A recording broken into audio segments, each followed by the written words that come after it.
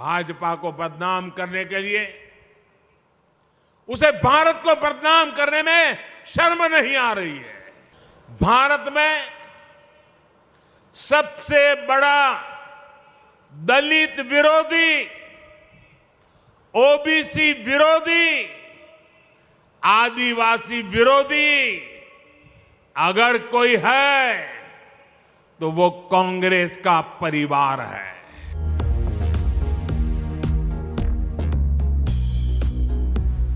गांधी जी हमेशा सत्य की वकालत करते थे। आजादी के बाद कुछ वर्षों तक कांग्रेस पर भी महात्मा गांधी जी के संस्कारों का असर रहा, लेकिन आज ये वो पुराने वाली कांग्रेस नहीं है।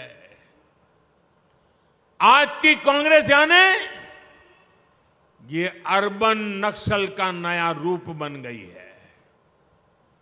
कांग्रेस को अब झूठ बोलने में कोई शर्म नहीं आती। कांग्रेस का झूठ पकड़ा जाता है तो भी उसको शर्म नहीं आती है।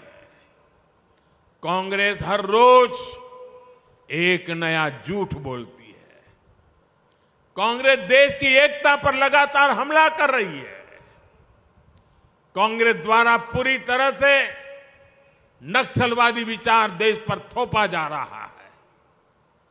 भाजपा को बदनाम करने के लिए, उसे भारत को बदनाम करने में शर्म नहीं आ रही है।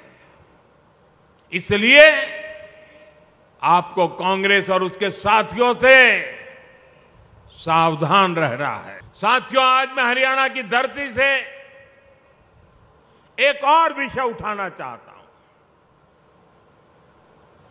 भारत में सबसे बड़ा दलित विरोधी, ओबीसी विरोधी, आदिवासी विरोधी अगर कोई है तो वो कांग्रेस का परिवार है।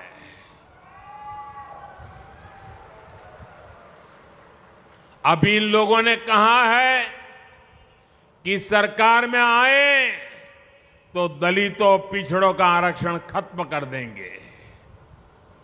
यही इस परिवार की सच्चाई है।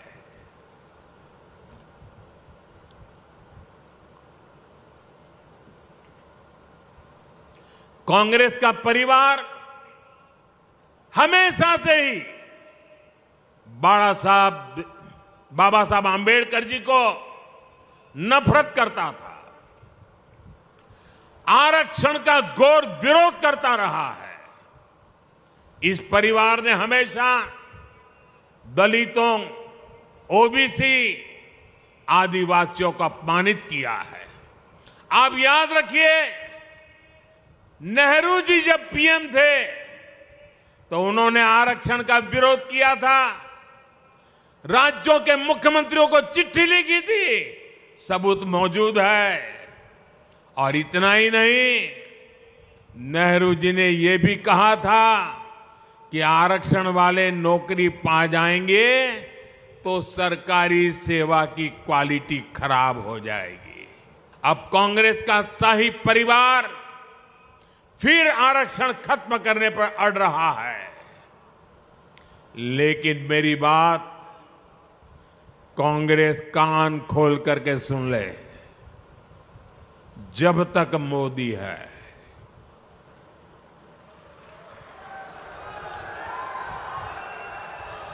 जब तक मोदी है, तब तक बाबा साहब आंबेडकर के दिए आरक्षण में से रत्ती भर भी लूट नहीं करने दूंगा, हटाने नहीं देने दूंगा।